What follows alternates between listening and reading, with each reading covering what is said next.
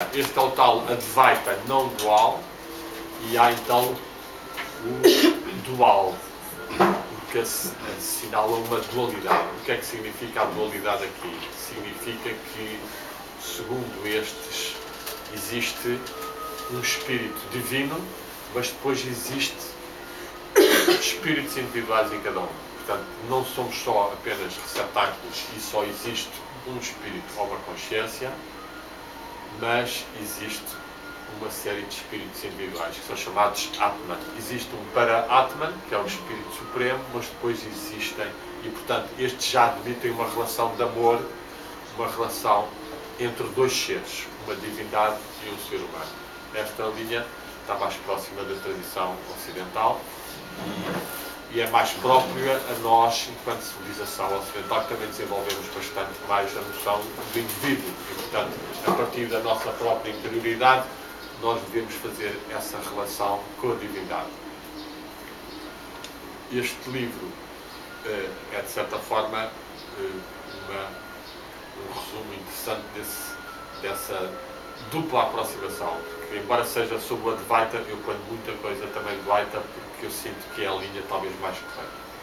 O Erasmo é claramente um homem já dos nossos tempos, é um mestre de charneira da transição para os tempos modernos, é, no fundo, o Cristo do Renascimento. É um homem de grande valor. Aqui é o modo de orar a Deus, é como é que ele viu a oração. Pronto, eu fiz, o livro tem 80 páginas do tratado dele no meio, e depois a parte final, isto é tudo de notas sobre o que é que os místicos e os pensadores daquela época, e depois também de biografia. Isto foram de qualquer forma dois trabalhos de tradução, e só agora aqui é que está um livro só feito por mim, sem bibliografia, mas é evidente que houve muitos livros que foram lidos ao longo dos anos e eu tenho uma biblioteca muito grande e, portanto, daí que haja algumas referências aos que eu considero os melhores mestres ao longo dos séculos, e daí que eu tivesse falado há pouco dos místicos da Pérsia, do Irão, Shoravardi, Nachin Chopra e Rusbihan e outros, que foram, de facto, grandes pesquisadores desta ligação da alma e do espírito. E aqui estão 33 ensaios, 33, como eu disse, navegações, e estas são feitas em termos do que faz o ser humano. É a amizade, é o amor, é a vida, é a morte, é a peregrinação, é o anjo, é a palavra, é a terapia pelo livro, a biblioterapia, é o desenho sagrado, é o movimento. E, portanto, eu tento, de certa forma, oferecer uma certa reflexão de muitos anos já de caminho, e tenho que agradecer aqui à Maria Arminda, que está ali na parte de trás, onde eu, jovem dos meus 20 e tais, dei aqui as primeiras aulas de yoga e de meditação, e, portanto, este livro, de certa forma, tem algo de, não digo conclusão, porque ainda quero fazer vários outros, mas nós nunca sabemos quando é que nos chamam para o outro lado, mas tem aqui, de certa forma, uma destilação de todo um caminho em que houve essa componente de uma prática espiritual e de uma meditação diária e bastante anotação do que é que eu fui sentindo ao longo dos anos nas meditações e nos sonhos. Portanto, eu fui tomando sempre notas, ainda agora faço, e a partir daí é mais fácil uma pessoa comparar o que é que se foi passando e perceber melhor estes aspectos subtis da alma e do espírito. Sobretudo o espírito. O espírito é uma entidade muito subtil, muito difícil de se captar.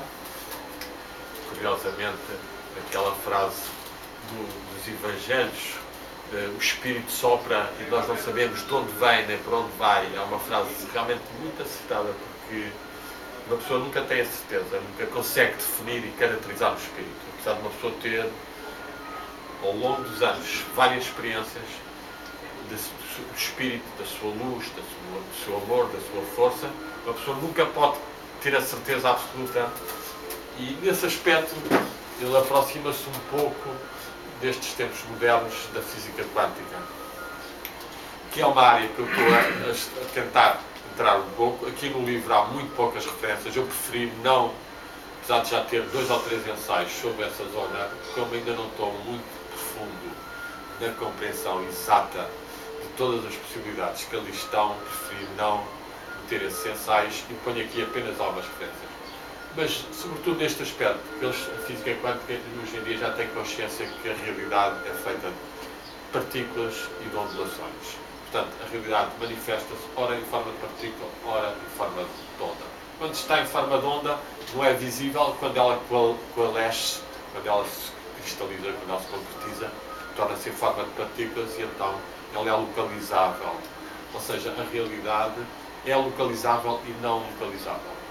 Isto permite-nos logo perceber um pouco que o espírito tem claramente essa capacidade. O espírito tanto pode concretizar-se a um nível de partícula, como pode passar para um nível de onda e, como onda, ter uma expansão muito grande. E então nós temos toda a tradição dos mestres indianos ou do Buda, que tinham grandes auras, que eram capazes de estar a meditar na floresta e os animais pararem a uns tantos metros e sentirem que realmente ali estava uma alma espiritual, que estava a transmitir algo que o animal também dialoga com esse tipo de vibração.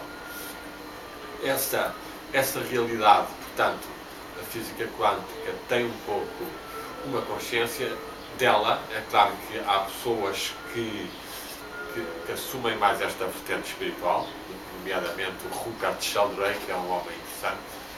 Há um homem chamado Lotas Shaffer, que também é um homem bom. Estes dois, o Deepak Chopra tem muita coisa a ver, um bocado comercial, quem venha da cobra às vezes, mas pronto, também está aberto e consciente destas coisas. E há outros, e é uma zona que eu quero estar. Mas, de facto, o espírito está a um nível tão subtil que não é facilmente comprovável pela metodologia científica que assenta na repetição e na comprovação por observadores exteriores. E, portanto, o problema aqui da alma e do espírito é o que se chama o problema mais forte das ciências modernas, que é descobrir essa subjetividade que está dentro de nós. Como é que nós podemos identificar essa subjetividade? O Damasio, por exemplo, acha que esse si, ou o soi em francês, ou o eu, etc., é apenas uma inter-relação entre diversas zonas do cérebro que dão essa percepção. A tradição espiritual já não. Acha que a verdadeira identidade do ser humano é o espírito. É um espírito que tem, de facto, e é essa a zona que eu estou a tentar perceber melhor e investigar cada vez melhor, tem esse duplo aspecto de ser tanto um corpo espiritual como ser uma partícula. Eu falo aqui um pouco disso, portanto, essa partícula que eu julgo mesmo que tem uma determinada forma, ainda que seja num plano espiritual, uma forma de uma estrela de 5 pontas. Acho que esse é o núcleo da mónada ou da centelha individual que nós temos, só que ela depois pode ser sentida ou aparecer em várias partes do corpo, ou seja, no olho espiritual, ou no coração, no cimo da cabeça, e pode assumir também um corpo espiritual.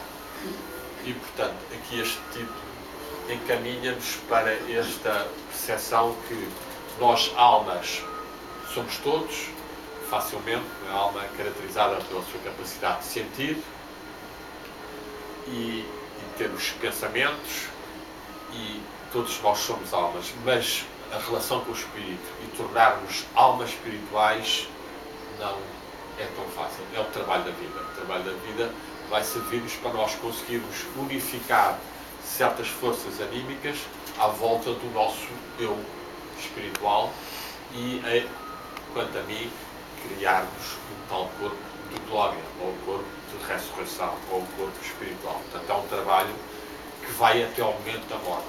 Uma pessoa até acha um bocadinho incompleta esta noção de que as pessoas, a partir de certa altura, já não aprendem, já não fazem, estão ali a morrer, a envelhecer de uma forma, muitas vezes, justamente passiva e de desagregação completa. As pessoas, até à última hora, podem estar a trabalhar para fortificar o seu corpo espiritual, para tornarem-no mais luminoso, para poderem, ao desencarnar, ao morrerem, partirem com um corpo mais consciente, e poderem ir para níveis mais elevados. Mas a maior parte das pessoas, não acreditando, ficam como que adormecidas, ficam paralisadas.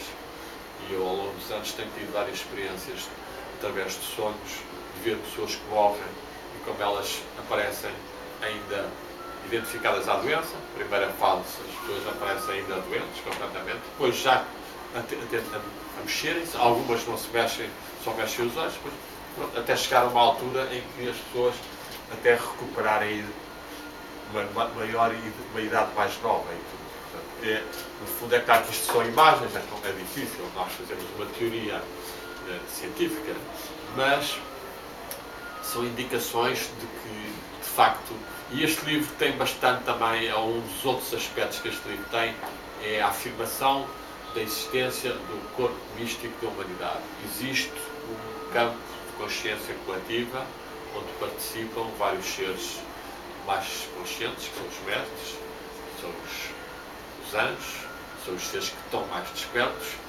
e que flui através de todos os seres. Portanto, nós temos acesso a esses níveis se conseguirmos realmente meditar e começar a trabalhar mais com o olho espiritual, com o coração espiritual e captar as inspirações e as ajudas que esses seres nos podem dar, seja na meditação, seja nos sonhos e em grande parte. Portanto, esta tradição do corpo místico da humanidade está em todos os povos. Está em todos os povos, portanto eu aqui refiro-a, volta e meia, e substancial ou consubstancial a ela está essa noção também que eu já falei há pouco, de que realmente existe um Espírito Divino que está presente entre nós e que os gregos chamaram o Logos Spermatikoi, o Logos derramado por todo o universo, e que os islâmicos chamaram o Ad-Tat, o Ad-Tul, que significa a unidade divina omnipresente e que permite que nós possamos ter uma experiência interior de ligação com esses níveis, não é? E isso, acho, quanto a mim, e então aí até nos aproximamos do tal Dvaita Vedanta, do tal da dualidade, e eu aqui falo aqui um bocadinho, mas pouco. Pronto, eu tenho alguns livros ainda para publicar, já tenho alguns ensaios, mas não quis avançar ainda. Um deles é sobre só a meditação e o outro é sobre o Espírito de Deus. Pronto, são níveis muito difíceis e que uma pessoa espera merecer mais algumas luzes lá de cima para que o trabalho seja mais valioso. Mas dentro desta tal lição do Vaita, então, há a afirmação de que a divindade não pode ser apenas sentida e assumida como uma fé exterior, mas tem que ser realizada interiormente. Tem que ser realizada no nosso ser espiritual, no nosso coração. E isto liga-nos com várias tradições místicas, até a própria tradição do Santo Grau, não é? Em que há o cálice do Santo Grau, em que os cavaleiros estão reunidos e de repente há uma procissão que surge e aparece uma luz, ou aparece um cálice, e todos eles comungam e têm uma certa satisfação, uma certa felicidade. Isto indica que se o ser consegue no seu coração abrir um espaço para o Espírito e para a divindade, então esse ser tem uma certa beatitude, desfruta do tal vaso da abundância, que sempre aparece também nas tradições antes de ser chamado de Santo Grau da tradição ocidental. Curiosamente, na Pérsia,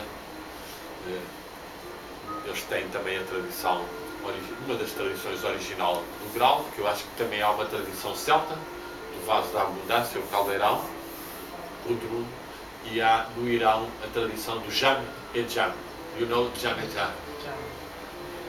Is this cálice of the world, of the wisdom of the world, that este Jam e Jam, portanto, também existia, e quem o tinha e quem o contemplava conseguia ter a sabedoria, sentir e ver a sabedoria, e são indícios então de que a divindade verdadeiramente tem que ser sentida dentro de nós, tem que ser realizada no nosso coração. E nesta tradição, então eles têm o que eles chamam, uma expressão correta, que é o Antaryamin. Antaryamin significa nós temos que realizar esse a divindade como um regente interior, como uma presença interior e como uma presença de luz e de amor. Isto vai nos ligar, por exemplo, ao Antero de Cantal e ao Sócrates,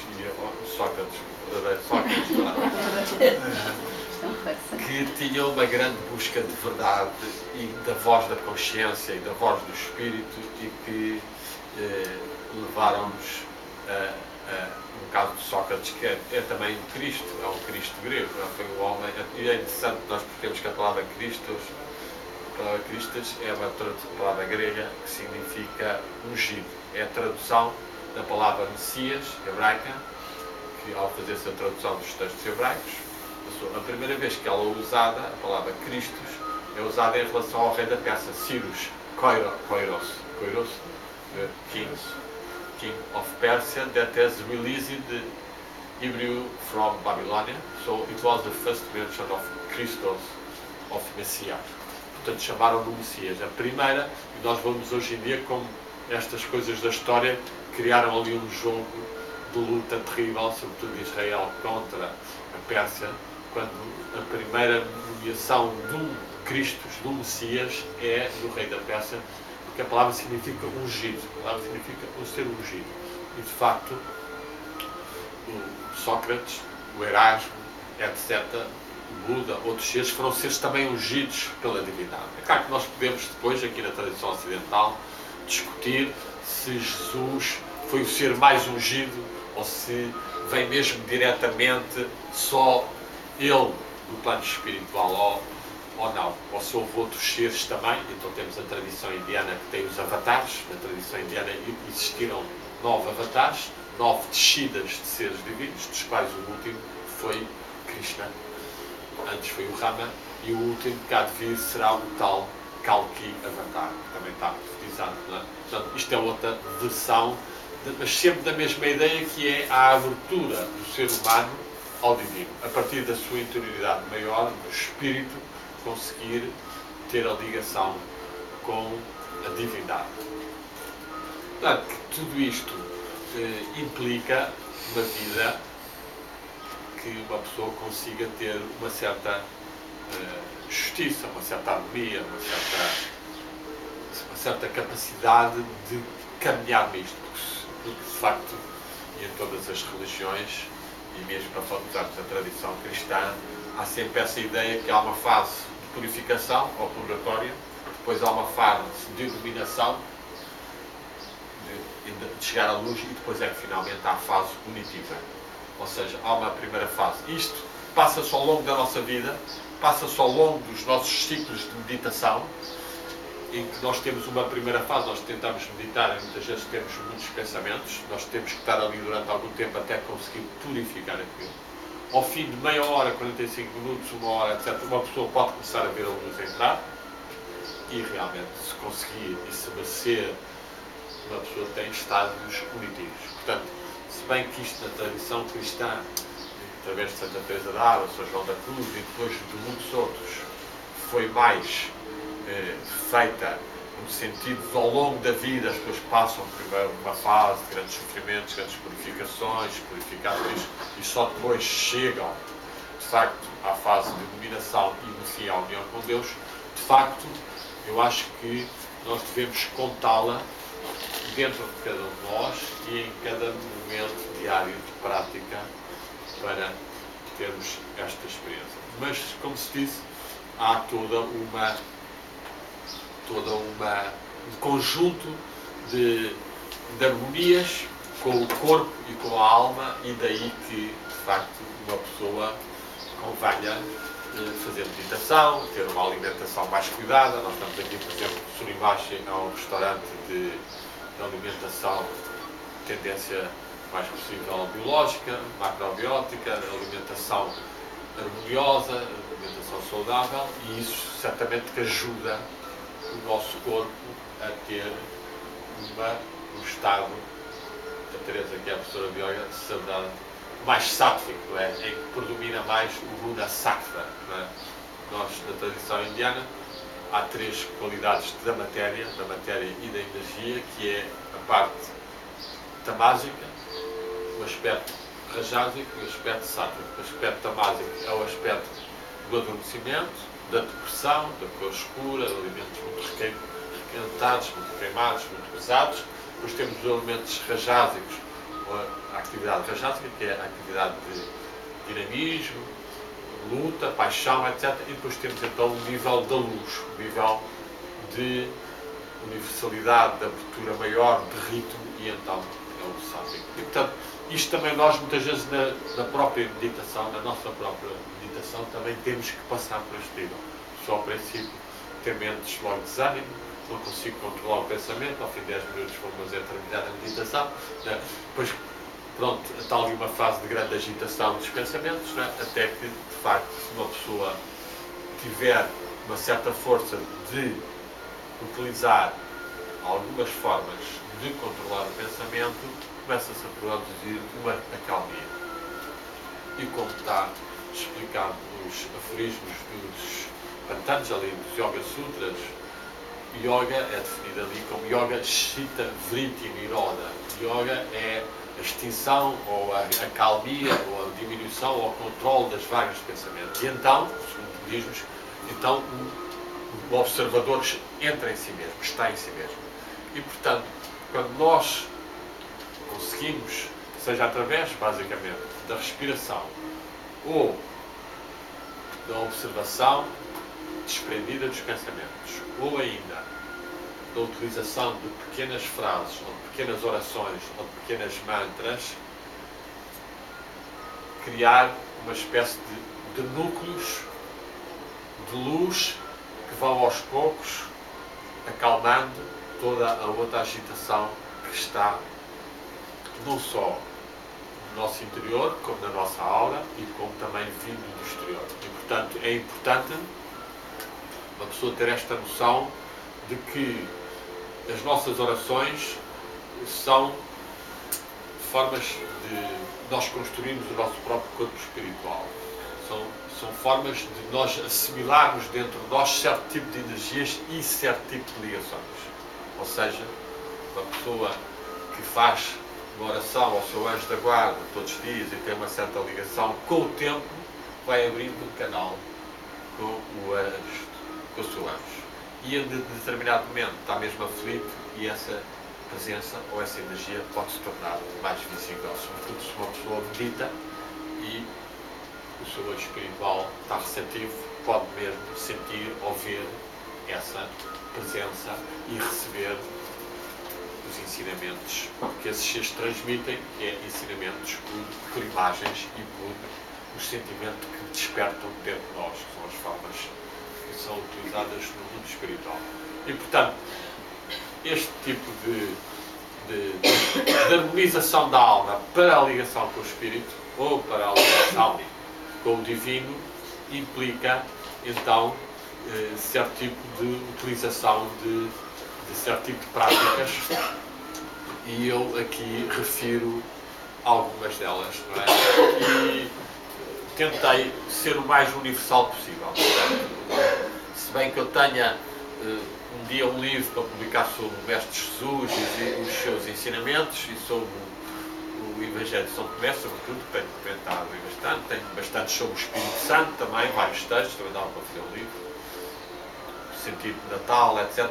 Neste livro eu tento ser o mais possível universal e, portanto, tento fazer uma ligação entre as práticas e as concepções das várias religiões. E, sobretudo, a parte indiana, a parte islâmica e também a parte cristã, evidente, e a parte também shintoísta do Japão, que também tem uma sabedoria grande. E neste livro há, portanto, ensinamentos damos, mas sempre de uma forma assumida. Pronto, eu estou aqui a falar do que é que eu realizei por pensamento ou por experiência interior, e depois eu faço, remeto para isto também é chamado tal e tal na tradição espiritual. É evidente que esta passagem da alma ao espírito, ou esta harmonização e abertura maior ao espírito, não é tão fácil nos nossos dias, não é? E sobretudo com uma carga de informação tão manipulada e tão agitada que nós temos, que nos faz, de certa forma, sofrer bastante, não é? Nós estamos... Tem aí lugar, pois, olá, Madalena. Temos, então, esta dificuldade de, ao sermos impressionados por tanta carga negativa, tanto sofrimento, tanta manipulação, portanto, nós estamos constantemente a reagirmos emocionalmente. Portanto, eu considero que é muito importante uma pessoa ver o menos possível a televisão. E mesmo as rádios, a voz das rádios, eu agora tive 15 dias no Gerês, ou 12 dias, e uma vez lá tentei abrir as notícias do rádio, mas mesmo aquela voz das pessoas está completamente formatada para criarem um certo receio às pessoas, todo aquele tipo de notícias, e as notícias, tudo para criar uma certa apreensão, etc. Portanto, nós estamos a receber muita informação desses canais televisivos e jornais e rádios, temos mais dificuldade. Portanto, o ideal será uma pessoa picar na internet um ou dois, ou as capas dos jornais, que a DECO envia para casa gratuitamente, ou então ver um ou dois canais de televisão ou de noticiário estrangeiro e ver muito rapidamente as notícias. Ainda que, de facto, essa é uma questão que aqui se fala um pouco também, não é? Que é a existência deste tal campo unificado de consciência e que, portanto, nós temos também uma cota parte de responsabilidade ou de intervenção, não é? E, portanto, é bom que haja algum tipo de atitude que equilibre certo tipo de forças negativas. Portanto, eu lembro de ter estado na Índia, estive com o mestre Shuddhananda Bharati, que na altura já tinha 80 e tal anos, era um mestre muito interessante, tinha ido à Rússia, tinha ido à Meca, feito mascarado, disfarçado, peregrino, como se fosse islâmico, mas ele era um mestre indiano, conheceu muito bem o Krishnamurti, Ani Besant, grandes mestres, Aurobindo, Ramana Maharishi, etc. E ele disse-me que ele esteve a viver com o Aurobindo e disse-me que ele, durante a Segunda Guerra Mundial, eles concentravam-se com o mapa da Europa, onde sabiam que estavam a ver as batalhas, eles tentavam enviar forças para fazer deter o avanço das tropas hitlerianas. Isso é um exemplo de um tipo de energia psíquica que eles enviavam. Pronto, esse Aurobindo tem vários trabalhos sobre energia psíquica, pronto, ele não tinha dúvida nenhuma que a energia, ao contrário da ciência oficial, que acha que nós temos apenas uma radiação elétrica de uns milímetros que sai um bocadinho, não. Pronto, segundo esse Aurobindo e segundo os mestres indianos, de facto, a telepatia, a transmissão de pensamento, a capacidade da nossa alma abrir e estar nesta sala ou estar a chegar a outros níveis é um facto. Então, pronto, a capacidade depois das pessoas serem influenciadas por isso é que nós não sabemos, não é? Isso depende muito e de facto tem que haver, penso eu, que tem que haver grandes apoios também de outras forças invisíveis para que isso tenha um efeito mais real no plano físico, não é? Porque senão estamos a pensar no Bush ou o Cheney ou o Rumsfeld, que foram causadores da morte de milhares de iraquianos e que têm milhares de pessoas a desejar-lhes mal, esses homens já tinham morrido, não é? Portanto, provavelmente a coisa não é tão simples, eles estão protegidos por alguma forma. Pronto, há aqui certas energias que não são tão eficazes. Mas há aqui lugares aqui à frente, vejam lá, pois é. Mas se as pessoas tiverem, de facto, a tal comunhão de coração a coração, então diga para ela, tem aqui lugares, força, entra. Portanto, havendo essa tal comunhão mais próxima, eu lembro-me que há dias, já 2 meses ou 3 meses, houve um vídeo desse, chama-se Kikuchi ou qualquer coisa, é um japonês da física quântica, muito revolucionário, e tinha alguma coisinha sobre a telepatia. E discutia-se muito, há muitas pessoas ali nos comentários, isto era num vídeo do YouTube, e eu escrevi lá realmente, a telepatia funciona mais da alma para a alma e do coração para o coração. E é de facto nesse nível que realmente permite que as mães tal filho a morrer ou com uma doença qualquer, uma distância muito grande, há esse vínculo do coração e as pessoas sentem imediatamente qualquer coisa, não é? E portanto essa formação de laços interiores que nós devíamos desenvolver com a nossa família, com as pessoas amigas, e isso tem um nome da tradição indiana, que é Satsanga. Satsanga significa companhia da verdade. Portanto, à volta da verdade, Sat, há uma Sangha, há um grupo. A Sangha, na tradição budista também, é a comunidade à volta do ensinamento do Buda e do caminho do Buda. E o próprio Cristo teve essa frase muito importante, quando ele disse: são 2 ou 3 se reunirem em meu nome, eu estarei no meio deles. Portanto, é também a mesma ideia de que, havendo uma sintonia interior, uma abertura do coração, há uma circulação de uma energia unitiva. Há um campo unitivo que é o tal Logos, e ele circula mais entre nós. As pessoas, o problema é que nós muitas vezes estamos muito só na cabeça, não estamos com a aura e a parte mais espiritual aberta, e acabamos por não perceber ou não receber, e às vezes só no sonho é que uma pessoa pode sentir qualquer coisa mais tarde do que é que se passou interiormente. Daí que seja muito importante também uma pessoa ter no seu diário e ir escrevendo os seus sonhos, porque muitas vezes, a partir desse nosso interesse pelo sonho, esses ensinamentos que nos são transmitidos podem adquirir níveis mais profundos. E o sonho pode já não ser apenas imagens, mas uma pessoa pode, volta e meia, ouvir certa coisa, e se uma pessoa consegue ter uma autoconsciência bastante lúcida, etc., uma pessoa pode ter, pode ter mesmo comunicação com outros seres, não é? E isso também são aspectos que nos ajudam a sair desta espécie de onda global em que tenta fazer de nós, sobretudo, corpos e almas, e não corpo, alma e espírito, não é? E fazem-nos mais seres consumidores e seres limitados e manipulados do que seres que querem despertar, que querem realmente erguer a sua energia interior, erguer o seu espírito e volta e meia dizer, pura e simplesmente, quem se determina a si próprio sou eu. E isso, mais do que nunca, é feito nas meditações. Quando nós estamos a meditar, quando estamos a escrever sobre um tema, nós estamos a fazer, de facto, uma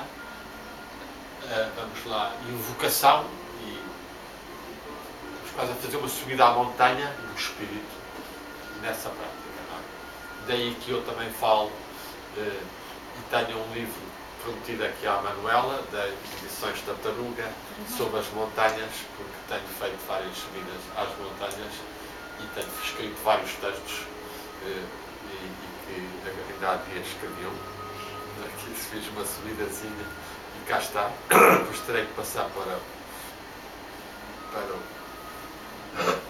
o computador, que é a parte mais chata. E essa peregrinação à montanha é também a peregrinação dentro de nós, ao cimo da nossa cabeça, ao cimo, ao espírito.